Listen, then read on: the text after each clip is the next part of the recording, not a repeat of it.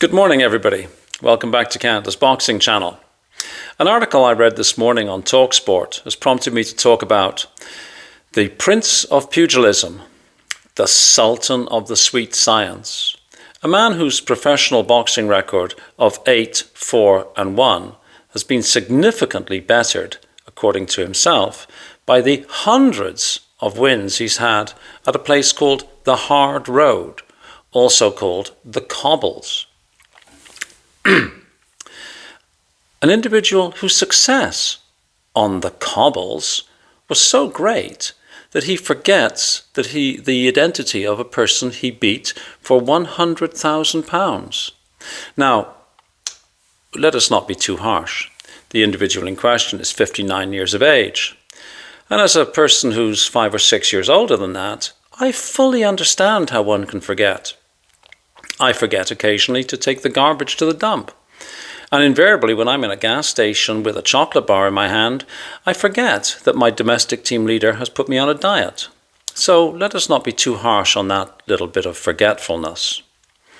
More recently, this legend of the left hook has displayed incredible feats of masculinity. For example, he beat a plexiglass window into submission, and he is also threatened to bum people at a Misfits event. I'm not sure what that means. I think if it is what I think it means, maybe the individual is of the view that it's not gay if you're on top. But hey, no judgment here. And of course, who can forget that display of mastery of the headbutt technique when, finding the very smallest member of Team Usyk, he delivered what I believe is called the Glasgow Kiss. I had learned something that day though, because I always thought that when you headbutt somebody, the object of the exercise was to inflict injury upon them. Clearly I was wrong, because this individual who, after delivering a potent headbutt to a tiny wee fellow, walked away with a face and head that was bleeding. Clearly I'd got it wrong. Who knew?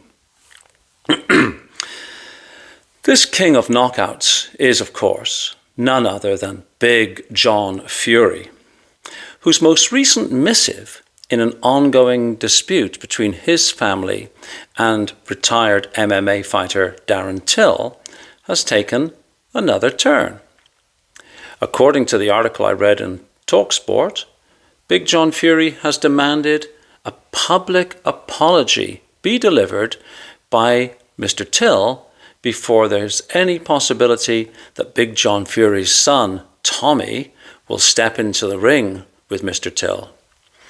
Apparently, Mr. Till used hurty words in the run-up to a Misfits Boxing 20. I watched that press conference. Yes, hurty words were used. In fact, Mr. Till had threatened, oh my goodness, if I'm losing, I will break the rules and get disqualified. Shocking, isn't it? Oh, to be so hurtful. Anyways, Mr. Till, who himself is something of a cunning linguist, has said his comments were only made in the time-honored tradition of selling a fight, and has responded to Big John Fury's demand for a public apology. I will quote Mr. Till. "I'm sorry, little John," says Mr. Till. "Sorry you've got a face like a bulldog chewing a wasp." Well, there we are. Where does that leave us with describing John Fury? There's a number of North American expressions I could use, but out of respect for Mr. Fury's British heritage, and indeed my own, I thought I would use a Brit term.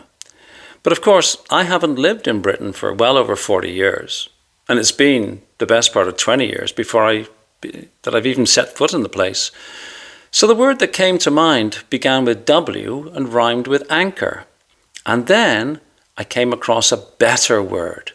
I came across a word called weapon, which I think is most apt, because weapon refers to somebody who is foolish, reckless, a bit of a liability all round. And I thought that really fit the bill beautifully. So, Big John Fury, don't be a weapon. Please. Back away from this now. You've got tons and tons of money. Your son has won hundreds of millions of dollars.